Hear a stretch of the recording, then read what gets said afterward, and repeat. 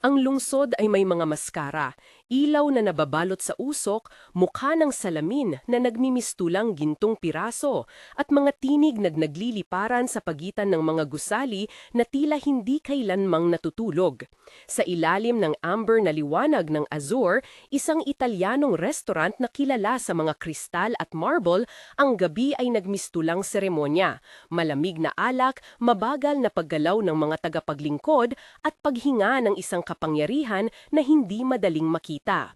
Doon nagsimula ang alitan, doon nasira ang katahimikan ng isang mundo ng mga krona at anino. Kung nanonood ka ngayon, manatili ka hanggang sa dulo. Mag-subscribe at i-like para hindi mo ma-miss ang susunod na kabanata ng seryeng ito. Riley Clayton ay nakaitim, hindi lamang dahil iyon ang kulay ng kanyang uniforme sa gabing iyon, isang payak, hindi nakakaakit na vest at pantalon na may 4 na bulsa, kundi dahil iyon ang kulay na pinili niya para hindi makita. Ang restaurant ay puno ng mga ilaw at salamin, ngunit ang itim ang naglalaho. Lumakad siya sa pagitan ng mga mesa na dala ang tray, sinasabayan ang ritmo ng mga pagtaingting ng mga kubyertos. Nakita niya ang isang mesa na may espesyal na ilaw, ang Azure Table, kung saan nakaupo ang mga tao na hindi kailanman nawawala ang kanilang mga ngiti. Daniel Kang kasama ang 2 katao mula sa kanyang inner circle. Sa kabilang dulo ng silid, isang mesa na may ibang aura, mas mabigat, mabagsik, si Paulo Reyes, nakaayos na parang hari ng isang maliit na kaharian na may mga mata na nagmamatiyag tulad ng isang asul na tigre sa loob ng koi pond. Hindi niya inaasahan ang sigaw, hindi niya inaasahan ang pagputok. 5 lalaki ang sumugod mula sa pintuan na may maskarang itim at jackets na matibay. Hindi sila naghintay ng katahimikan, sumalakay sila na parang bagyong walang babala. Ang unang putok ay tumago sa kisame, isang eko na nagpalaglab sa kristal, nagpagulong ang mga alkansya, kumalat ang basag na sirbesa at ang matalim na amoy ng pinukpok na paminta sa air. May kumalat na asul na liwanag mula sa exit sign, may tunog ng sapatos sa marmol. Riley naririnig ang pattern, 2 mabilis, isang mahabang pull. Training ang nagsalamat sa kanya, tung anuman ang iba pang tawag ng katawan, siya ay sinanay para tumugon kaysa magpanik. Inilapag niya ang tray sa counter at lumusong pataas sa mesa ng Azure na may ngiting walang emosyon. Nakita niya si Daniel, hindi isang ordinaryong target, kundi isang sentro ng kulay at presensya. Nagpikit sandali at kumikilos pagkatapos, bilang isang mandaraya na hindi sumusuko sa entablado. Ang 5 lalaki ay hindi natakot ni hindi abala. Sila ay nagbibigay sigaw, humahagod ng mga kamay, nagbubuhos ng mga bala sa pagitan ng mga mesa. Hindi sapat na malawak ang plano para sa takbo ng gabi. Isang lalaki ang tumayo at tumakbo patungko sa mesa ni Paulo, parang may personal na galit. Si Paulo ay hindi nanlamig. Itinaas niya ang kamay, nagpakita ng ngipin at ngumiti na parang may maliit na komedya sa loob ng sigalot. Ngunit ang komedya ay nawala lang marinig ang palakpak ng tapakan, isang malakas na tunog at si Riley ay nasa daan. 2 ang kanyang unang galaw. Ilagay ang tray sa likod ng isang pilar at hilahin ang taong tumatakbo palayo sa mesa ni Daniel sa isang paggalaw na sapat na marahas para ibahin ang pasabog ng isang sitwasyon. Hindi niya ginamit ang baril, hindi agad, kundi ang katawan, ang siko, ang taktikang hindi sinasabi sa mga pulong pero natutunan sa madugong pag-uulit. Napalubog ang isang lalaki sa sahig, isang baso ang tumilapon at ang alak ay nag-iiba ng hugis sa marmol. Isang lalaki ang umikot at nag-aim sa kanya. Si Riley ay hindi natakot, siya ay alam ang dami ng espasyo at ang paggalaw ng tao sa loob nito. Isang siko, isang cuff strike, isang mabilis na pagkakadena ng mga kamay, hindi marahas sa pornografikong paraan, ngunit sapat na malakas para maputol ang argumento. Ilang segundo ang lumipad, parang lifeline. Isang babae sa itim na uniforme ang naging perpektong sagabal para sa 5 lalaki na nag-abang. Si Daniel ay kumilos, hindi siya natakot. Ang katahimikan sa mga mata niya ay isang panunukso. Tumatayo siya ng mabagal at nagbigay ng utos sa 3 kaalyado. Ngunit ang mga kalaban ay may masyadong pag-asa, hindi masyadong maayos na ayos, hindi profesional hanggang sa huling hininga. 2 sila ang bumaba, ang isa ay nagtatakbong palabas, dumulas sa hagdan at naglaho sa gabi. Sa loob ng 3 minuto o 3 segundo, depende sa sino ang magbibilang, ang 5 lalaki ay nabawasan sa 3. Ang 3 natira ay nagtataglay ng hukbo ng galit at wala ng taktika. Si Riley ay may dugo na sa kanyang braso. Hindi ito sabog o malala, isang bingaw mula sa isang baso na nabasag sa loob ng isang paglalakad. Hinawakan niya ang band-aid na nasa ilahim ng counter at pinindot ang malambot na tela sa sugat. Hindi siya nagpakita ng hiwaga, siya ay nag-adjust. Naramdaman niya ang pagtingin ni Daniel. Hindi iyon simpleng pagtingin ng curiosity, iyon ay pagtataya. Sa ilalim ng kanyang malamlam na ngiti, may pagpapahalaga. Siya ay may skill. Ang skill na iyon ay hindi ginagamit para mag-pose. Ito ay ginagamit para mabuhay. Pagkatapos ng kaguluhan, habang kinukuha ng mga security ang mga natitirang sospek at pinupuno ng mga tanong ang hangin, lumapit si Daniel kay Riley. Ang kanyang mga hakbang ay tahimik, parang isang naglalakad na hukbo ng diplomasya. Sinimulan niya ang diskusyon na marahan, ngunit may bigat. Nasaktan ka? Tanong niya sa Filipino na may korap na accent na hindi ganap na lokal. Maikli ang sagot niya, kaunti, hindi naman. Ang talakayan niya na ay hindi serye ng malalambing na pananalita. Ito ay isang palitan ng mga kondisyon. Si Riley ay hindi nagsasalita ng palusot. Siya ay may stipulasyon. Hindi siya magiging parte ng sinuman nang walang katumbas na otoridad. Hindi siya alagad, hindi siya asset. Siya ay isang tao na may karapatan sa pagpili. Daniel, may mga pulso na nagtatago sa ilalim ng kanyang mga pulso. Isang imperyo na hindi madaling mabitin. Nag-alok ng proteksyon at pera, ngunit hindi iyon sapat. Pinupunan niya ang mga tagpo ng pag-asa, ang mga punit na biyaya na nauuwi sa mga utang. Ipinangako niya, karapatan sa desisyon. Si Riley ay tumugo na may isang katahimikan na nagsalami ng pag-aaruga at pag-aalangan. Sa pagitan ng mga pangungusap, ang lungsod ay patuloy na humingal. Hindi naglaon, lumabas sila sa likod ng restoran sa isang alley na basang kumot ng ulan, tulad ng lungsod na hindi tumigil sa pagdumi. Daniel ang unang nagbukas ng pinto ng kotse, si Riley ang tumingin sa likuran. Sa bintana ng restoran, si Paulo ay nag-ayos ng isang maliit na sugat sa labi at nakangiting nakatingin sa mga anino na naglakbay palabas. May isang asul na tigre sa kanyang mata. May isang mensahe na hindi kailanman binigkas. Ang partnership ay pumasok na parang kontrata ng hindi sinulat. Sila ay magkatrabaho, ngunit may linya. Riley ay hindi ibibigay ang kanyang kalayaan. Daniel ay hindi susuga ang kanyang kapangyarihan.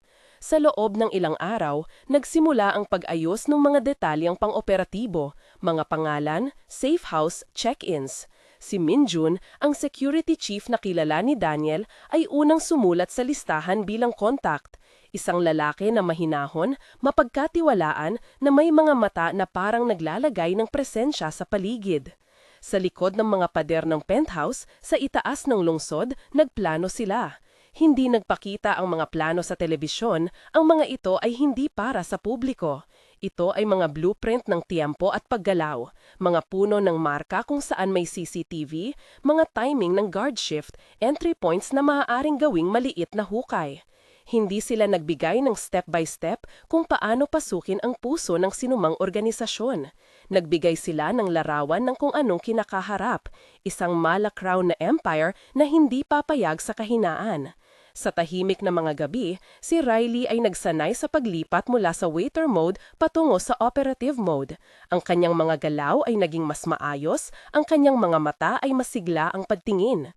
Daniel naman ay nag-ayos ng mga koneksyon, nag-alusong ng mga pondo at naglabas ng mga order na may malamlam ng ngiti. Minjun ay maayos at maalaga, ngulit may mga ngiti na hindi umaabot sa mata. Siya ay may kwento, ngulit hindi iyon ipinapakita agad.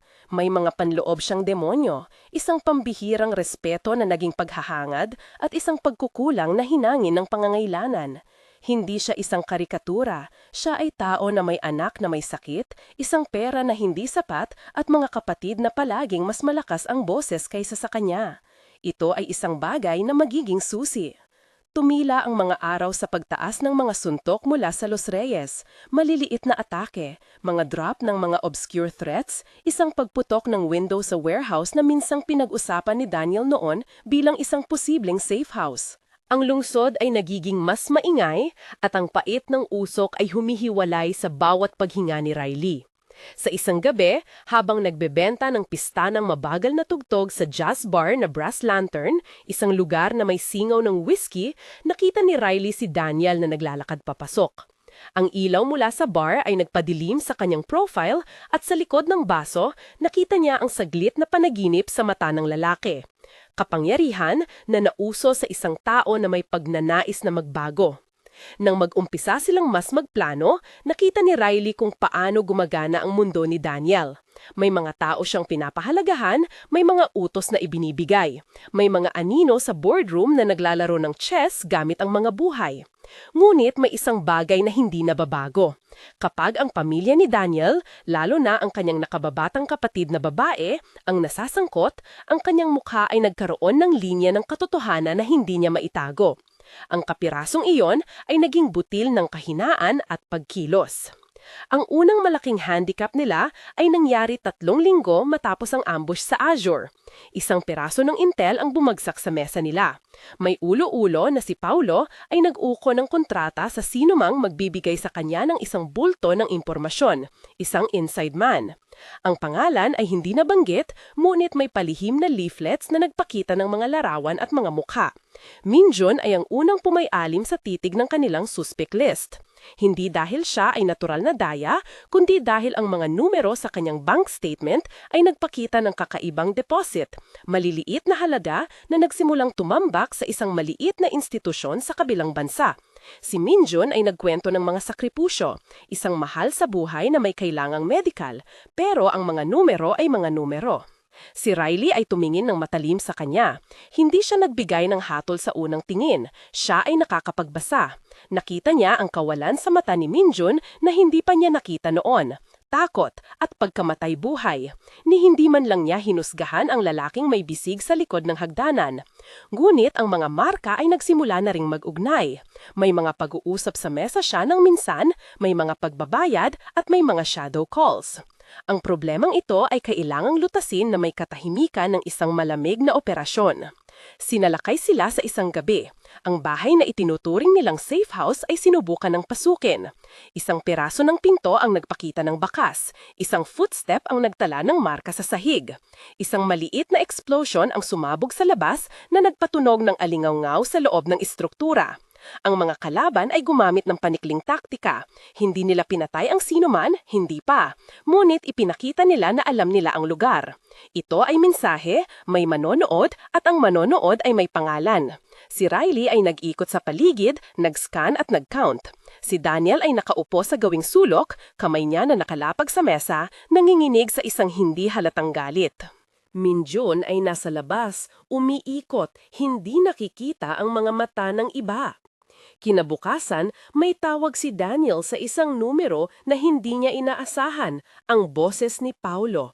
Ito ay mahinahon, parang malamig na alak na tinikman. Hindi ako nagmamadali, Daniel, ngunit ang mga laruan mo ay nagsimulang mag-ingay. May palagay si Paulo na may lahi ng pagkalito kung sino ang nakipagtulungan sa pag-ambus sa Azure at nagsimulang magpatigil sa kanyang mga puwersa. Ito ay isang pull inevitably, ang mga hangin ay nag-iiba ng direksyon. Si Riley at Daniel ay naglakbay papunta sa Port District sa tangkal ng mga warehouses na may amoy ng langis at asin. Doon nila sinalakay ang isang maliit na operasyon ng Los Reyes na pinaghihinalaan nilang pinagkukunan ng mga armas. Hindi ito isang buong scale raid. Ito ay reconnaissance na may maliliit na sparks. Gamit ang mga plano ni Daniel, mga marka, mga tao, shift schedule, pumasok sila sa gabi. Ang kanyang mga galaw ay naging marubdob. Siya ay mas mabilis kesa sa unang gabi sa Azure. Ngulit may kakaibang bagay. Ang mga mata ni Riley ay nakita ng isang mukha sa loob. Isang mukha na may marka ng tirador, isang tao na kilala sa kanila. Ito ay ang mensahero na minsang nakita sa harap ni Minjun. Pagbalik nila, sinuri ni Riley ang datos at nakita ang pattern. Maliit na deposito, mga tawag sa gabi, isang bahay na ginagamit bilang drop point. Ang pinag-uusapan nila ay hindi lamang pera. Ito ay pag-uugali ng isang tao na naglalagay ng sarili sa pagitan ng dalawa, si Minjun at ang kanyang pangangailangan na magkaloob ng pera para sa pamilya. Si Riley ay hindi naging laging magmalupit. Siya ay nagpakita ng pag-alalay. Nakita niya ang saglit na pagluha sa mata ni Minjun nang inamin nito na may anak na kailangan operasyon. Nang dumating ang oras na kailangan nilang kumilos, nagsimula ang kanilang plano. Isang simpleng pagharang sa isang drop, isang kuha ng mga dokumento at isang pang-interogasyon na hindi brutalisado. Ngunit, ang betrayal ay hindi linear. Ito ay maikli na pusok na dumatal sa gabi. Sa pagkuha nila ng access sa drop point, nagulat sila nang ang lugar ay may mga saksak na hindi inaasahan. Isang timpla ng trap at signal. May mga kamera na hindi nila nakita sa unang panoorin. May mga tao sa mga sulok na nakapagtigil. Sa loob ng 5 minuto, isang linyang kayumangi ng mga puwersa ang lumabas mula sa manipis na dilim. Ito ay mga tao ni Paulo, kasama ang mga bayani ng isang maliit na imperyo na hindi nagtatampo. Ang pag-atake ay maingat at sinalasalang. Nagkahiwalay ang kanilang maliit na grupo. Isang pingging sa radio ni Daniel, isang code na nagsasabing compromise ay nagsilbing lanterna ng kanilang pagdadalamahan. May pagputok, may lagkit sa hangin, isang kasamaan ang nabigo, isang buhay ang nawala. Hindi ito graphic, hindi kailanman, ngunit ang impact ay bumagsak sa balat ni Riley tulad ng isang mabigat na bato. Narinig niya ang paghinga ng isang babae na nasa gilid ng box. Hinawakan niya ang kamay nito at ang init ng buhay na unti-unting nawala ay parang simiping papel. Daniel ay nakayuko, ang kanyang mata ay nagmaliwanag sa isang malamlam na apoy. Hinding-hindi niya pahihintulutan na ang pagkawala ay walang kahulugan. Pagkatapos ng labanan, may mga palatandaan na mayroong tao sa loob ng kanilang grupo na nagdala ng impormasyong iyon sa mga kalaban. Ang tanong ay, sino? Minjun ay nagbalik na may mga palusot at mga kwento, may mga bakas ng pera. Si Riley ay nakatingin, nagtatangkang hindi maghusga ng mabilis. Ngulit ang mababaw na mga sagot ay hindi sapat. May maliit na tala si Daniel sa kanyang telepono, isang text mula sa isang numero ng tagapamahala, isang salita lamang, watch. Si Riley ay naglakad sa rooftop ng warehouse na basa ang mga bato dahil sa ulan, isang pattern ng mga bituin na hindi nakikita. Nakatayo siya sa gilid, ang hangin ay kumakain ng buhok niya at nakita niya sa ibaba ang lungsod na tila isang regalo na may mga gasgas.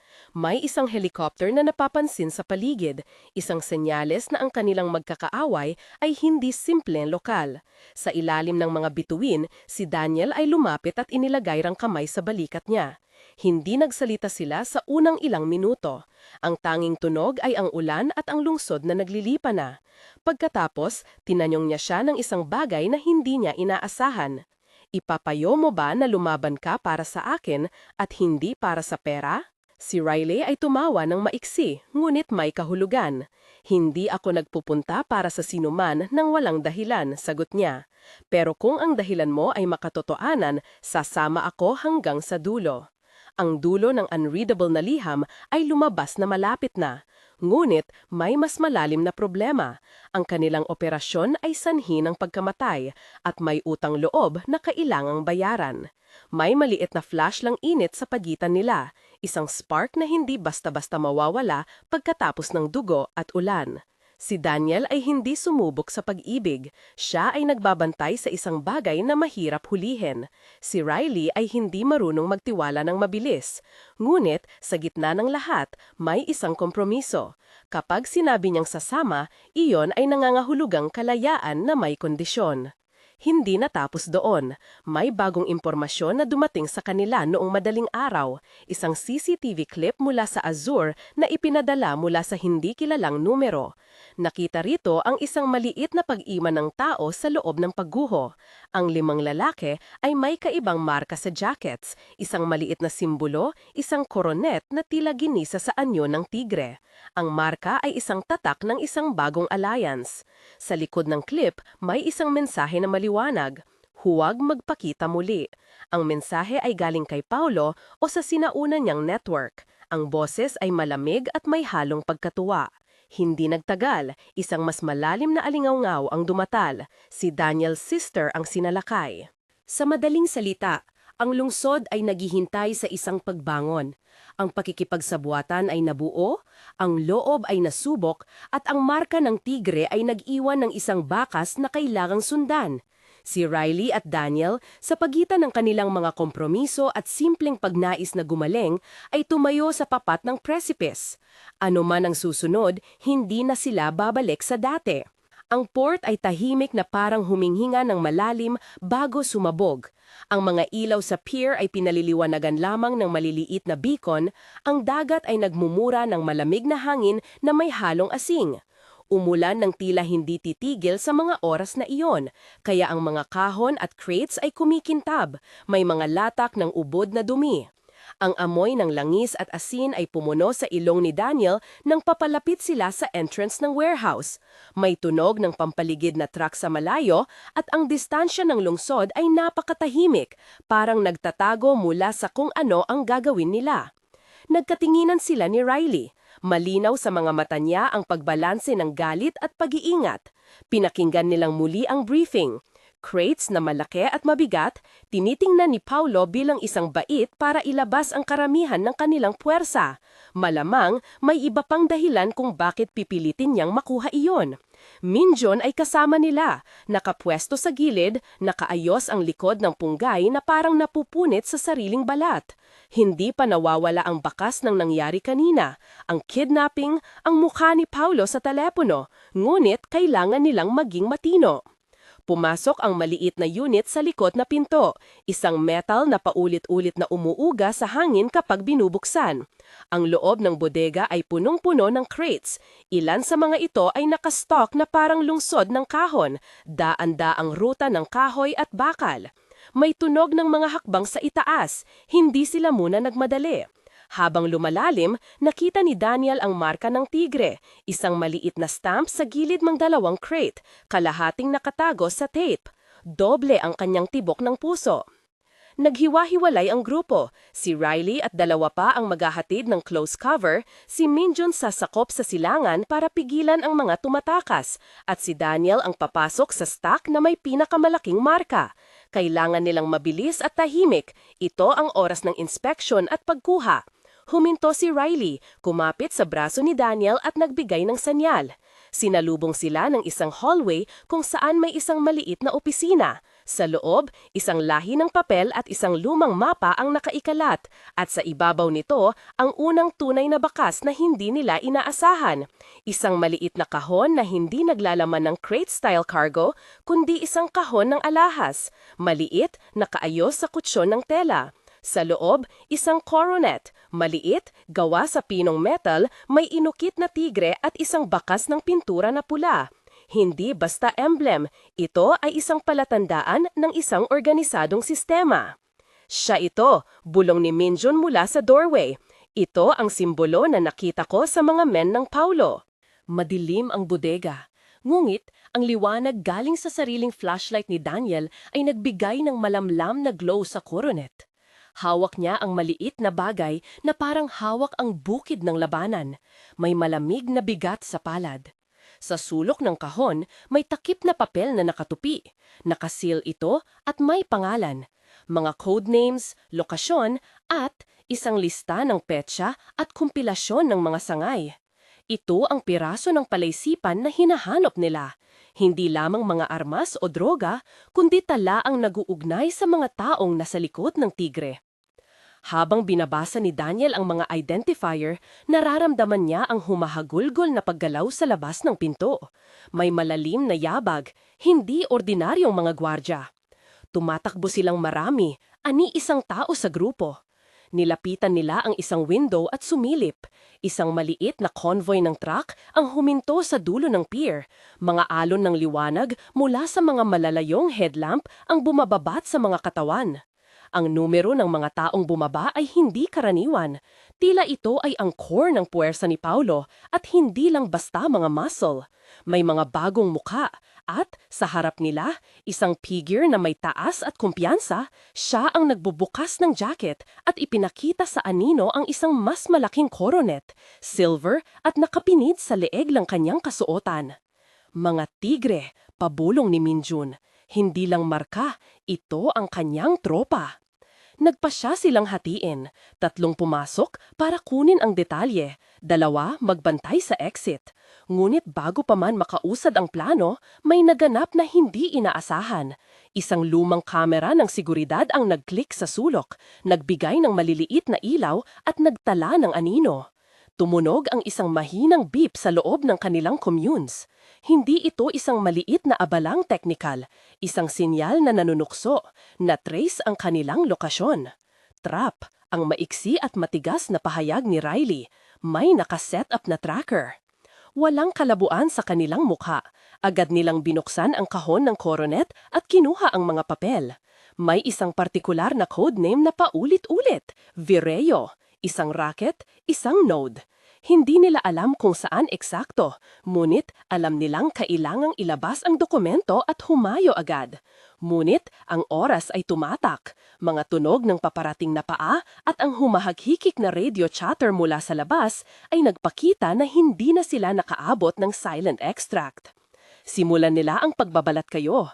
Si Daniel ang nagdala ng coronet at sinimulang mag-ikot pataas ng crates, paghanda sa pag-akyat sa itaas at pagtira sa isang malaking crate na pagduduluhin nilang gagawing sanhi ng tunog, isang diversion. Habang ginagawa ni Riley ang pagkakabit ng charge, hindi malakas, sapat lang na magbukas ng isang pinto, narinig nila ang pinto ng malayo ay nagbukas at may naglalakad na uso. Ang mga lalaki ni Paulo kasama ang malaking figure na may coronet sa dibdib. Huwag tumakbo, boses ng lalaking may coronet, malamig, may halong aliw. Alam namin kung sino kayo, Daniel. Alam namin ang pangalan ng kapatid mo. Tumigil si Daniel sa galaw. Para siyang nahuli sa 2 direksyon, ang galit at ang stratehiya. May mabilis na kumikislap sa ibabaw ng water-soaked crates. Isang maliit na maskara ang lumutang sa liwanag. Sa gitna ng kahon, isang pinto ang nagbukas at inabot sila ng ilaw mula sa mga flashlight na dumanak papunta sa loob. Mga anino ng mga pistol, ng mga katawan na may kabigatan. Isang sigaw ang lumabas mula sa pinakahayon nilang tao. Isang putok ang sumunod, hindi malakas, ngunit sapat para magpasignal. Sa loob ng ilang segundo, nag-iba ang bodega mula tahimik na pook ng pagnanakaw tungo sa pugad ng kaguluhan. Ang diversion ni Daniel ay nagdulot ng ingay na kailangan nila. Ang crates ay humulog, nagdulot ng alon ng kalituhan. Si Riley, parang isda sa dilim, ay umikot at pumaimbulog. 2 kalaban ang bumagsak nang hindi man nakapaglabas ng hiyawan. Ngulit saka may isang bagay na hindi nila inaasahan. Isang liwanag na lumabas mula sa itaas, nagpaiwan ng pulang kulay at sinundan ng tunog na naka-attach sa maliit na speaker. Ang tawa ni Paulo, malayo, malinaw. Magaling ang boses niya. Pero ang laro ay may higit pang patibong. Sa loob ng ungol, isang pinto sa kabilang dulo ng bodega ang sumabog. May mga lalaki na may maskarang hindi karaniwan, may coronet din sa braso, pumapasok na parang alon.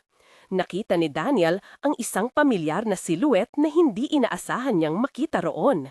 Si Lito, isang dating informant na kanilang pinaghirapan noon. Nakatingin sa kanya, may malilim na ngiti si Lito, ngunit ang mga mata niya ay malamig.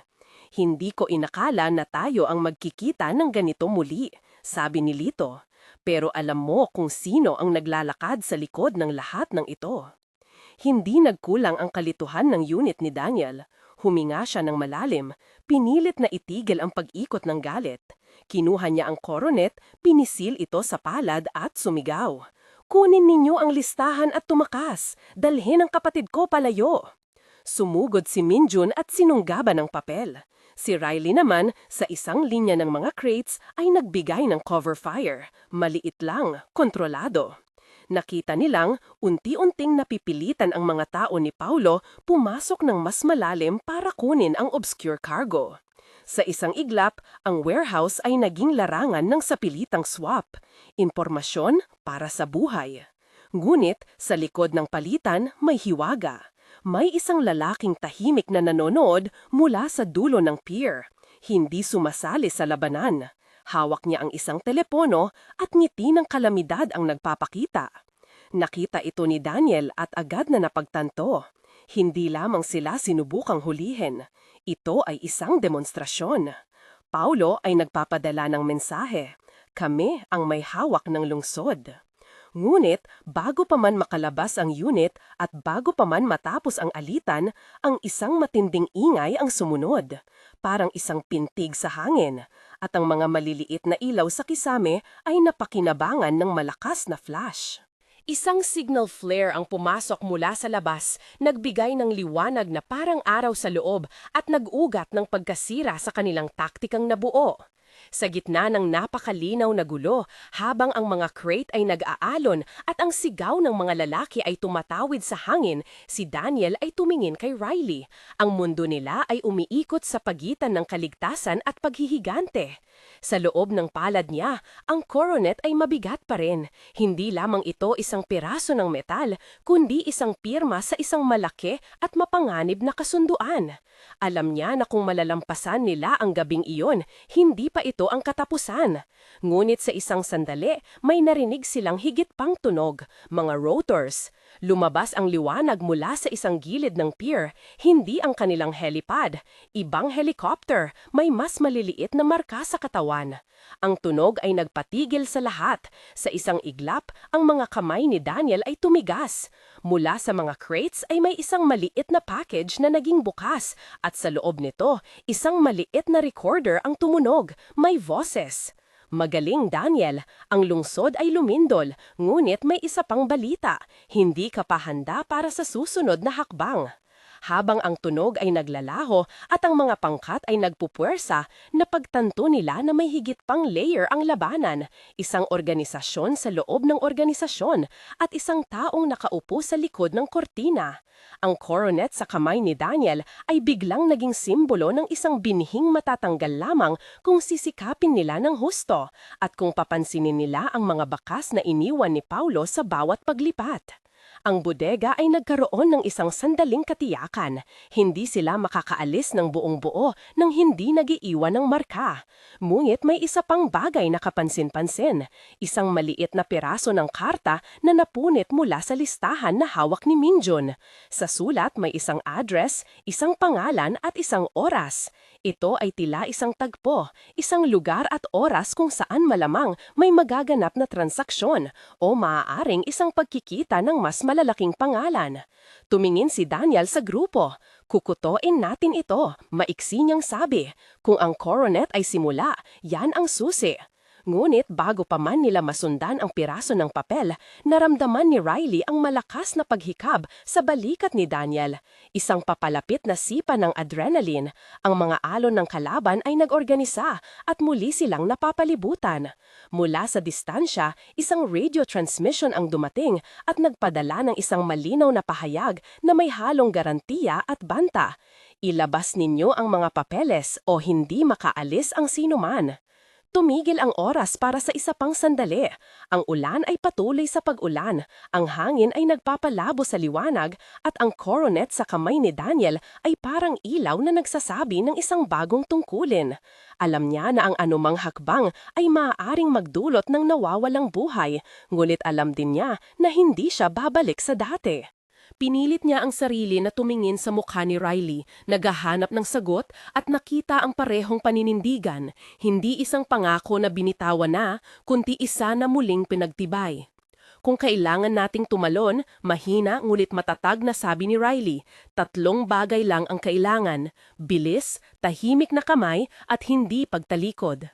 Sumagot si Daniel ng isang maliit na ngiti na hindi nabubulok sa gitna ng delubyo. Maghanda, sabi niya. Kunin natin ang listahan at pagkatapos susundan natin kung sino man ang nasa likod ng tigre. Hindi pa matapos ang gabi, ngunit ang oras ay umuusad at ang lungsod sa ilalim ng ulan at ilaw ay naghahanda para sa ikalawang yugto ng kanilang digmaan.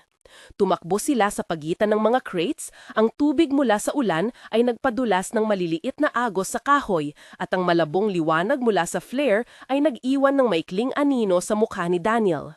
Sa ilalim ng ingay ng rotors at sigaw, naging malinaw ang plano. Kailangan nilang lumabas at sundan ang bakas sa papel bago pa man makonpirma ng kalaban kung ano ang hawak nila. Si Minjun, na may mga tingting ng pag-aalinlangan sa mata, mabilis na sumilip sa direksyon ng pier at pagkatapos ay tumungo sa lumang door panel. Dala niya ang maliit na radio na dati nilang nakita, isang piraso ng teknolohiya na naging dahilan ng kanilang pagkakalagay sa panganib. Kung magpapadala siya ng signal, ma-detect niya agad. Mahina niyang sabi, kailangan nating i-off o pigilan muna ang transmit.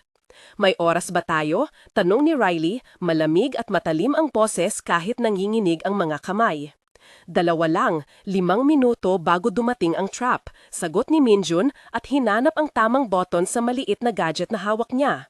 Hindi kompleto ang kanyang kumpiyansa, ngunit ang mga kamay niya ay gumalaw ng determinado. Daniel, tinignan ang koronet sa kanyang palad. Sa gitna ng dilim, parang may nasusunog sa ilalim ng metal. Hindi init, kundi isang biglaang pag-iting ng tadhana. Alam niya na kung ipapakita nila agad sa palabas ang koronet, mas marami pa silang sisipin ng ibubunga. Ilang sandali pa ay nagpasya siya. Hindi natin kailangan putulin ang transmit, sabi niya. Palitan natin ang kwento. Bigyang diin natin na lumalabas lang kami, hindi lumilitaw na may hawak kami. Tumayo siya, tumingin sa mga kasama. Riley, ikaw una. Minjun, saka ka. Ako susunod sa'yo. Kukunin namin yung papel at aalis ng tahimik. Sa labas ng pinto, naroon ang ulan at ang liwanag ng flare ay unti-unting nangihina. Sa dulo ng pier, lumilipad pa rin ng maliit ang ibang helicopter. Malayo, nagmamatay, may marka sa gilid na tila simbolo ng isang pribadong kumpanya ng seguridad. Hindi pa lumalapit, parang umaanip pa rin ang impormasyon. Sa pagitan ng kanilang mga dibdib, umaalab ang takot at pag-asa na sinasaluhan. Lumabas sina Riley at Minjun ng magkasabay. Gumapang sila sa ilalim ng shadow ng container, pinipilit na huwag mag-iwan ng anumang bakas. Sa ilalim ng kahoy na tulay na nag-uugnay sa pier, may maliit na tugtugin ng isang radio mula sa malayo, di malayong barko. Ang kalapit na barko ay may nagliliparang ilaw. Ang mga anino doon ay gumuguhit ng kakaibang direksyon. Sa kanilang paglapit sa lugar na naka-address sa papel, unti-unting lumiwanag ang isang lumang loading dock. Walang tao, ngulit may 3 kotse na nakapark na parang magkakakilanlan.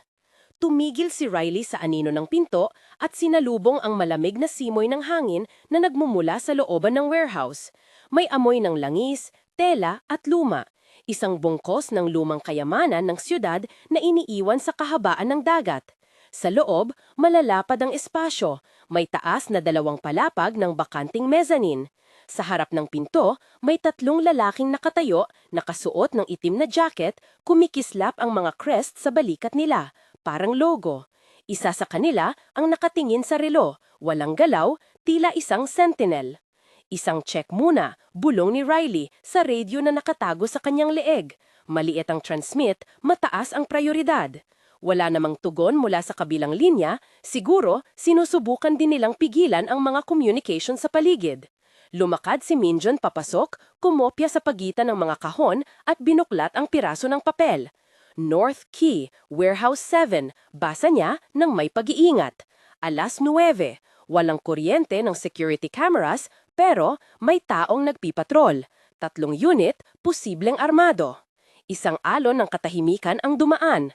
Ang oras, 9:00. Ibig sabihin ay ilang minuto na lang. Umigting ang hangin at umulan ng mas malakas. Ang mga patak ay tila sumasayaw sa mga ilaw ng pier.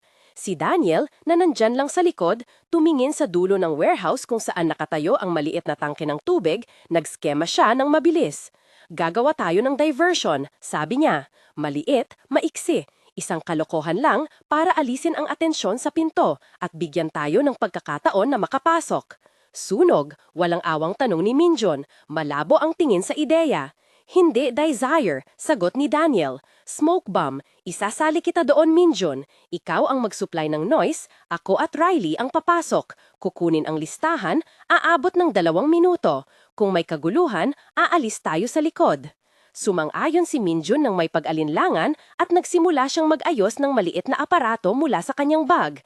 Isang improvised na piraso na magpapalabas ng makapal na usok at tunog kung sakali. Ang mga mata niya ay kumikislap dahil sa takot, ngulit puno ng pagmumuni-muni ng resulta. Ito ang uri ng gawain, nagbubunga ng pagkabihag o pagkapanalo. Handa na? Tanong ni Riley. Maiksi. Handa, sagot ni Daniel at naglakad papunta sa pinto. Sa sandaling tumapak ang kanyang paa sa metal na hagdan, may kumindat na ilaw mula sa alanganin, isang turista na nagdadala ng flashlight na tila walang kaugnayan, ngunit dahan-dahan nilipat ang tingin sa kanila. Ang mga lalaking nakaitim sa labas ng dock ay tumingin din. Ang kanilang galaw ay nagkaroon ng kakaibang koordinasyon, gaya ng mga hayop na naghahanda sa pag-atake. Si Riley ang unang pumasok. Dahan-dahan niyang ibinaon ng damit sa dingding. Ang mga kalansing ng sinturon sa kanyang balikat ay parang musika sa katainikan. Si Daniel sumunod, hawak pa rin ang coronet na nakatago sa ilalim ng jacket. Pumasok sila sa loob ng kaguluhan, ng amoy ng tela, at doon, sa isang sulok, nakita nila ang mesa na may mga barya at mga listahan. Ilang minuto ng mabilis na paghahanap at nakita nila ang isa pang piraso ng papel, lista ng mga pangalan, oras, isang simbolo na umiikot sa isang tigre na may 8 bituin sa paligid, parehong simbolo na bahagyang tumatama sa gilid ng coronet. Isang malamig na pagkasabik ang tumago sa dibdib ni Daniel. Yan na, bulong ni Daniel, nakita ko. Nagkatinginan sila. Ang tagpo ay naging malinaw, hindi lang simpleng transaksyon. Ang sino mang gumagamit ng parehong simbolo ng coronet at ng listahan ay konektado. Ipinapakita nito na ang coronet ay hindi lamang isang palayaw, isa itong marka ng pag-aari o paghaharing pinagsama. Ngunit bago pa man nila mahimbas ang tagumpay, narinig nila ang pinto ng warehouse na bumukas sa likod. Mabilis, malakas, at may 2 taong lumusot pumasok. Sinundan ito ng isang malakas na ilaw na sumilay sa mesa at saka ang boses. Wala roon. Sinalubong ng 2 lalaking nakaarmas ang anino ni Daniel. Isa sa kanila ay may muka na hindi pa niya nakita dati. Ngunit ang titig ay tahimik at may kakaibang kasiyahan sa mga mata, parang nakakakita ng mga ulat na dumating sa tamang oras. Nagkaroon ng tensyon, 2 armas na nakatuon, 2 anino na handang pumasok sa loob ng ranggo nila. Ang mga kalaban ay tila handang magbukas ng apoy sa unang sinyals. Si Minjun nasa labas pa rin, nag-check ng kanyang maliit na aparato na ang tunog ay nagsimula na mag-countdown, 2 minuto. 2, sigaw niya sa radio. Kumuha ng hiningka si Daniel at nagdesisyon. Hindi basta-basta ang pag-atras. Kung susuko sila ng marahas, malamang hindi na sila makakaalis na buo. Kailangan nilang gumawa ng pangatlong bagay, isang makabagong taktika, isang anyo ng pag-akyat gamit ang panlilinlang. Sa 3, ang sabi ni Riley, mahina at matatag. Agalawa ka, Daniel, ako ang sasaklolo sa likod. Tumindig si Daniel, nagkunwaring susuko at dahan-dahan niyang inihagis ang jacket palayo sa mesa, isang simpleng kilos na sinadya. Ang lalaking may baril ay nagtaas ng armas, nagtutok sa jacket na nagpapakita ng isang maliit na device, isang lumang GPS tracker. Sa sandaling iyon, ang isa sa mga lalaking nasa labas ay nagtalon sa pinto, pero naagapan siya ng mabilis na pagtalon ni Riley na sumabing, ngayon, at siningit ang kanyang katawan sa pagitan nila. Nagkaroon ng saglit na gulo, suntok, pagpatong ng katawan at ang pag-ikot ng mga paa sa sahig. Sa labas, pumalya ang maliit na aparato ni Minjun sa mas maagang bahagi ng countdown. Sumabog ito ng maliit na putok ng usok at tunog, hindi gaanong malaki, ngunit sapat upang makaagaw ng pansin sa isang bahagi ng dock. Sa isip ng mga taong nagbabantay, ito ay palpak na pagsalabsob, ngunit sa loob, ang pansin ay naipaloob at ang guard ay nagmadaling bumaling sa bintana. Ginamit nila Daniel at Riley ang pagkalito, isang mabilis na pag-ikot, isang maikling kumpas ng kanilang mga kamay at nagawa nilang hilahin ang listahan mula sa mesa at islide ito papunta sa ilalim ng kanilang mga damit. Ngunit sa sandaling iyon ay tumulo ang linya ng liwanag mula sa kabilang sulok. Hindi lamang isang guardian ang nagtaas ng ulo, isang lalaking matanda, nakasuit, pinalam ng malamig na otoridad, ang paboritong uri ng taong nagpapalakad ng mga mata bilang bagay. "Sino kayo?" tanong niya, malamig at malinaw. Ang kanyang boses ang may kakayahan na magpatigil ng galaw. Hindi bumitaw si Daniel. Tiningnan niya ang matandang lalaki at sa halip na magsinungaling, inilabas niya ang coronet, dahan-dahang itinapon sa mesa, isang piraso ng metal na kumintal sa dilim. Nang makita ito ng matandang lalaki, unti-unting nag-iba ang kanyang mukha.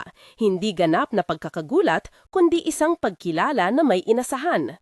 "Kayo," malumanay ang sinabi, "akala ko nawala na kayo." Bago pa man makabawi ang mga kasama ng matandang lalaki, narinig nila mula sa labas ang malakas na humahampas na ingay. Ang helicopter na may maliit na marka ngayoy bumabalik, mas mababa ang paglipad at numingi ang mga ilaw nito sa tuktok ng warehouse. Ang oras ay tumigil ng sandali. Ang isang bagay ay malinaw, hindi lang sila nakatutok sa transaksyon, ito ay isang test ng lakas at ang matandang lalaki ay hindi nagdadalawang isip na tumayo na parang hari ng entablado.